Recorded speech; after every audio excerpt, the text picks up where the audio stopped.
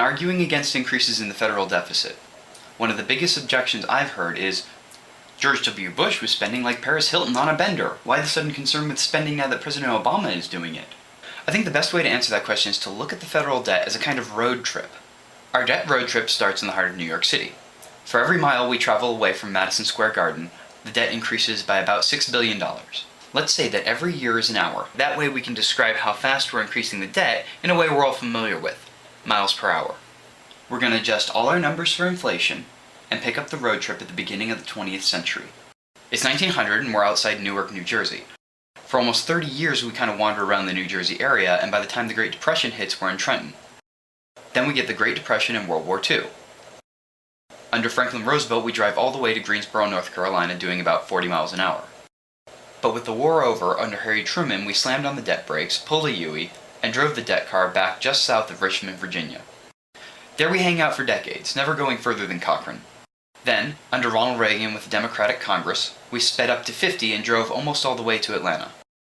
Under H.W. Bush and with the Democratic Congress, we were doing 63 and ended up just past Tuscaloosa. Then, under Clinton and with the Republican Congress, we slowed down to about 18, which brought us just outside Jackson, Mississippi. Under George W. Bush and with the Republican Congress, we sped back up to 64, taking us a little bit past the Dallas-Fort Worth area. This was the fastest the debt car had ever gone in history.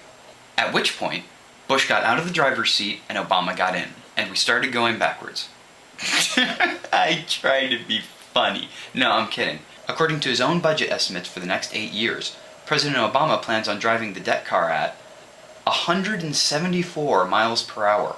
This is not an extrapolation of 2009, this is the president's own budget predictions for the next 8 years.